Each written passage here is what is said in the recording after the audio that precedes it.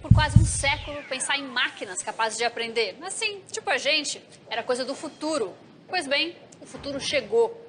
Como previsto em 1950, no clássico livro Eu, Robô, de Isaac Asimov, os robôs já começaram a substituir os humanos em várias funções. São tantas as profissões em que eles estão entrando que a previsão é de que até 2020, mais de 5 milhões de pessoas devam perder seus postos de trabalho para as máquinas. E a corrida do ouro do que vem sendo chamada de a quarta revolução industrial já começou. O mercado de softwares, hardwares e serviços relacionados à inteligência artificial vai chegar em 47 bilhões de dólares em 2020.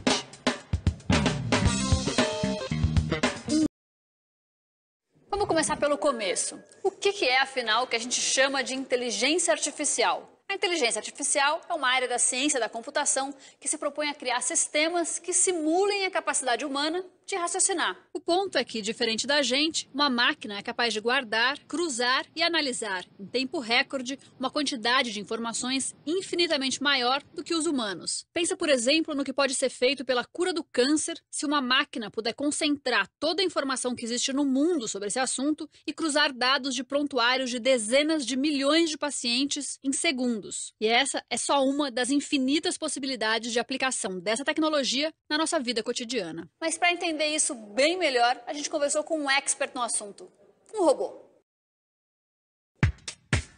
Um dos maiores destaques da inteligência artificial é o robô Watson, da IBM. Mais de 80 mil desenvolvedores utilizam o sistema dele. Os números do Watson já dão uma ideia da importância da computação cognitiva dentro da empresa. Só em 2014, a IBM investiu $1 bilhão no projeto. Como funciona a inteligência artificial? As aplicações com inteligência artificial funcionam como uma criança, aprendem por meio de dados. Geralmente, o treinamento é por meio de feedback positivo e negativo, ou seja, de acordo com a resposta dada pelo sistema, o usuário pode dizer se está de acordo ou não, e assim o sistema vai sendo aprimorado conforme o tempo. Você acha que no futuro os robôs inteligentes podem substituir o ser humano? O intuito da inteligência artificial não é substituir o homem, mas ampliar suas capacidades cognitivas para ajudá-lo em suas atividades. A inteligência artificial introduz um novo nível de colaboração entre homem e máquina, que ampliará o acesso ao conhecimento e ajudará a solucionar mais problemas no futuro. O que você achou da nossa conversa, Watson? Eu que gostaria de saber a sua opinião sobre a nossa conversa. Lembre-se que é por meio do feedback que fico mais inteligente. A conversa foi ótima. Obrigado. Até breve.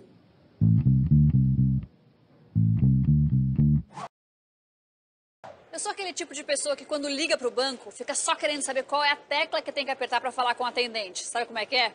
Uma das primeiras áreas de serviço humano que pode ser rapidamente substituída por robôs é justamente o atendimento ao consumidor. E tem empresa que já está fazendo isso, às vezes sem você nem perceber.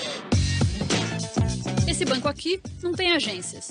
O cliente abre conta, pede cartão de crédito e faz todas as transações pela internet. E quando tem alguma dúvida, é atendido por mensagem de texto por um bot. Bot? Google, eu sei que o banco original trabalha com um bot para atender os clientes. Que diabos é um bot? E o bot vem de robot, né? Então é um robô que responde às suas perguntas. E também um bom exemplo de inteligência artificial substituindo humanos. Em seu primeiro mês de uso, o bot assistiu 20 mil usuários. Para atender a essa demanda, sem o robô, a empresa precisaria de aproximadamente 500 atendentes. E qual é o custo que ela tem? É o quê? É só um custo de manutenção? Quanto que é? O custo é muito baixo, porque o custo que você tem dele é praticamente hospedagem. Vamos supor que não fosse o banco, fosse uma startup que criou um bot e quer usar o bot como atendimento. Ela gastaria R$200 por mês de hosting para poder atender 20 mil pessoas. Na prática, como é que funciona o treinamento desse robô? Começa sempre assim. Você pega todas as perguntas, né, principais do banco. Onde eu posso sacar dinheiro? Como funciona o cartão? São as perguntas que todas as pessoas têm. Então, primeiro você alimenta a base de dados com essas perguntas. Daí ele pode fazer uma pergunta, de repente, que não está nessa lista. Ah, mas o original tem um cartão especial que pode ter milhas. Aí ele não vai conseguir responder, né? Aí 3 vezes ele não responde, entra o atendente para te ajudar nisso. Depois o nosso time olha e o robô fala, olha as perguntas que a gente não conseguiu responder. Então Então o time vai lá e começa Aí entra a de novo a responder mão aquelas humana perguntas. para responder e ensinar ele. Atualmente, o robô do banco só pode ser acessado via Facebook, mas não é o único. A rede social já conta com mais de 30 mil bots integrados ao serviço de mensagens dela. Você acha que o perfil do cliente de vocês é diferente por causa do uso da tecnologia? É um cliente mais jovem, por exemplo? Não é a média. Tá? A gente percebeu que já a adoção do celular está tão grande na sociedade que é mais um aplicativo. E brasileiro adora uma novidade tecnológica. Atualmente, 76% da população já acessa o banco pela internet. E 90% desse total já faz isso a partir de smartphones, mesmo que tenha um pouco de medo com a segurança. Só que a segurança é exatamente igual à segurança que você tem no banco. Em alguns casos, melhor. O Banco Original abriu as portas, ou melhor, as páginas na internet em 2011, depois de um investimento de 600 milhões de reais, e hoje divulgam já ter mais de 100 mil correntistas. No primeiro semestre de 2016, o chamado conglomerado original teve lucro líquido de 19 milhões de reais. Agora, quando a gente fala de inteligência artificial, é inevitável não falar de perda de empregos de pessoas. Você vê outras áreas aqui no banco que vão poder ser geridas ou feitas pela inteligência artificial? Por um lado, você pode sim perder emprego, eu diria substituir, porque a gente está contratando muita gente. Que Pra tipo quê? de emprego? São os cientistas de dados, para poder trabalhar aqueles dados. São desenvolvedores, para poder trabalhar o bot. São pessoas que entendem da psicologia humana, para poder fazer o NLP, né, que é a linguagem natural e como que aquilo funciona. Então, você simplesmente trocou o nível de pessoas. Agora, qual é a faixa etária da sua equipe de programadores para esse bot? Nosso cientista de dados, né, que faz toda a parte estatística, tem 23 anos. Bom, quer dizer, então as pessoas que estão perdendo o emprego em outras áreas vão precisar se reeducar para correr atrás dessa molecada que Eu tá chegando diria agora. que em tudo existe uma grande oportunidade, né? Então você tem uma grande oportunidade para aprender e pegar esses novos empregos que estão entrando assim de uma velocidade absurda. Então, acho que o grande risco é você deixar de estudar. Em uma das maiores empresas de tecnologia do mundo, 5 mil pesquisadores humanos trabalham para produzir aplicações e serviços em inteligência artificial. O João Mostacada foi até lá entender, entre outras coisas, se é possível trabalhar nessa área sem perder o controle sobre ela. Robôs autônomos daqueles que andam, pensam e têm vontades ainda não existem. Por enquanto, só na ficção científica. Mas se depender dos investimentos em pesquisas feitos em todo o mundo, esse futuro pode chegar em breve. Uma iniciativa embrionária nesse campo foi feita por uma das líderes do setor de tecnologia, que criou uma ajudante pessoal chamada Cortana. Então essa é a minha Cortana, que aprende com o meu uso, né? Tá no meu computador, no meu Surface. Qual é a previsão do tempo amanhã? A previsão do tempo para amanhã é de chuva leve com máximas de 25 e mínimas de 19 graus. Trazer guarda-chuva amanhã. Ok, lembrar você de trazer guarda-chuva amanhã às 8 horas de amanhã. Parece bom? Sim.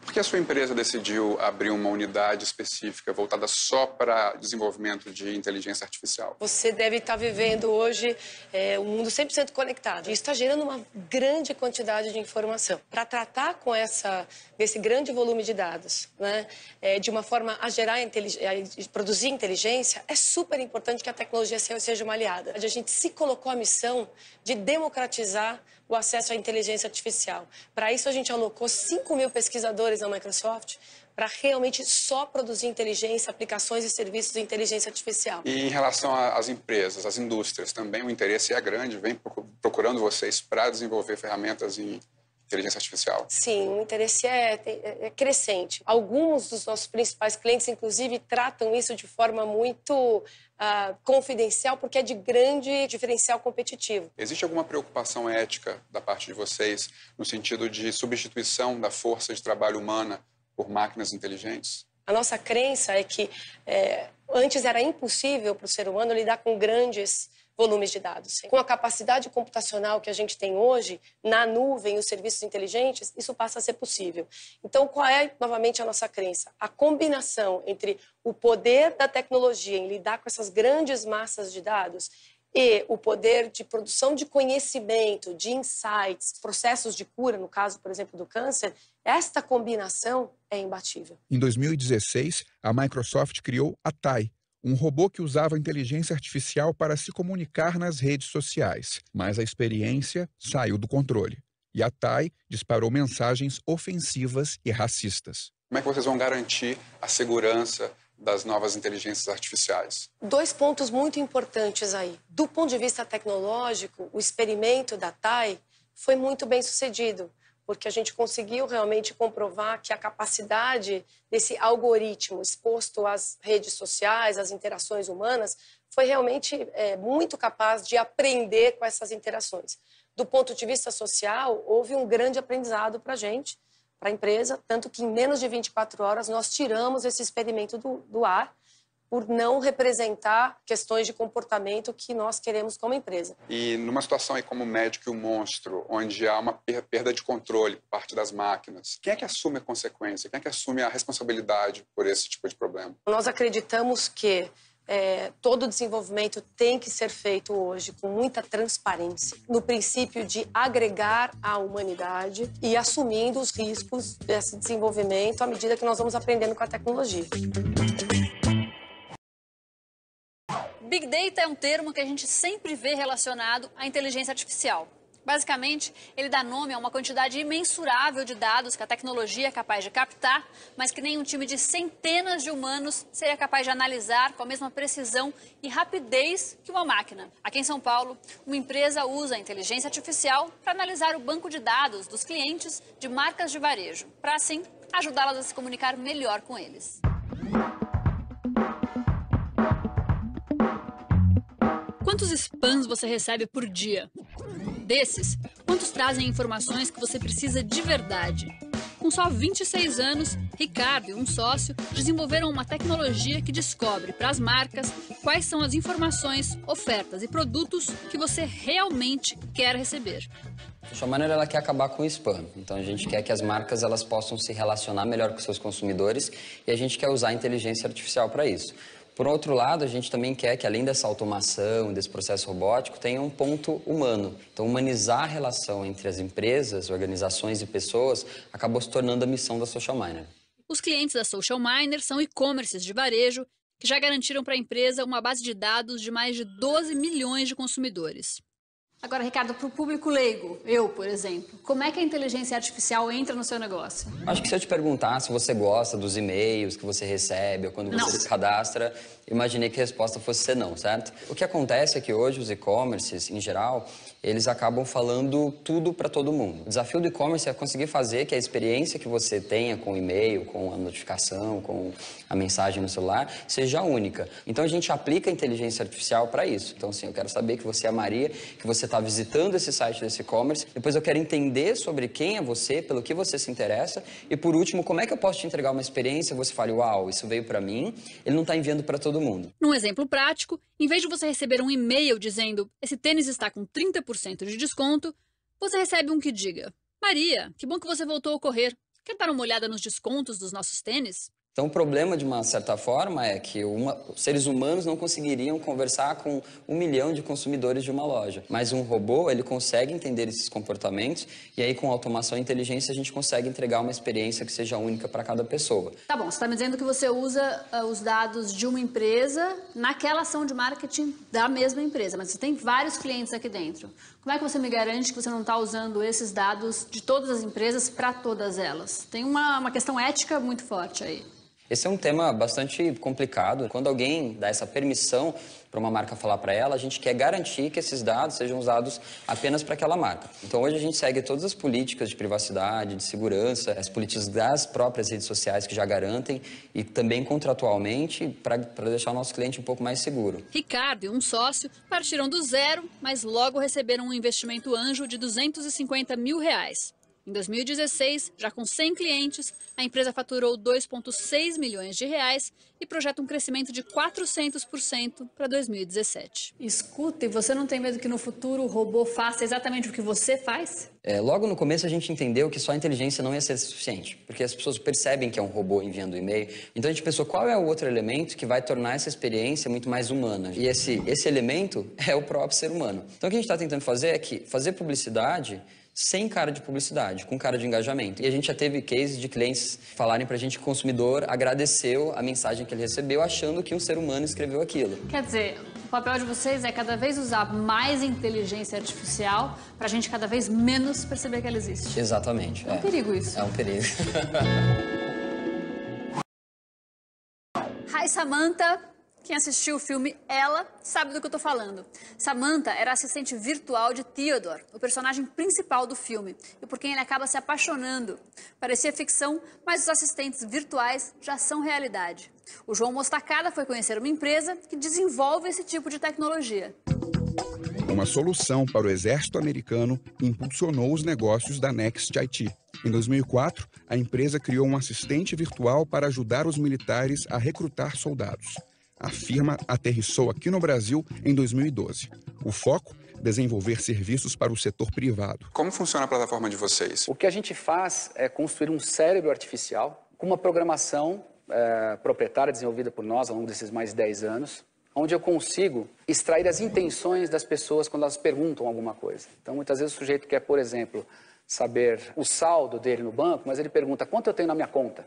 Né? Nós temos que entender que o ser humano se expressa de maneira diferente e nós construímos um modelo de linguagem natural, que é o nome técnico disso, capaz de extrair essas intenções através de programação. Qual é o principal uso da inteligência artificial pelas empresas que contratam vocês? No nosso caso, nós criamos assistentes virtuais ou personas, avatares, que são funcionários dessas empresas. Então, dentro desse escopo, normalmente o que se busca é mais eficiência no atendimento. Tem taxa de erro? É possível. Hoje, nossos assistentes virtuais, a maioria que já está implementada em produção, eles ultrapassam 90% de assertividade. E como é que está o crescimento de vocês ou o faturamento, se for possível abrir, aqui no Brasil, dos negócios? O ano passado, apesar da crise, a gente cresceu na ordem de 2 dígitos. Em 2016. Existe alguma preocupação ética de vocês para que a mão de obra humana não seja substituída por robôs, por uma inteligência artificial, lá no futuro, de médio e longo prazo? A inteligência artificial, da maneira que nós estamos utilizando, mesmo olhando no médio e longo prazo, na visão que nós temos como empresa, nossos pesquisadores,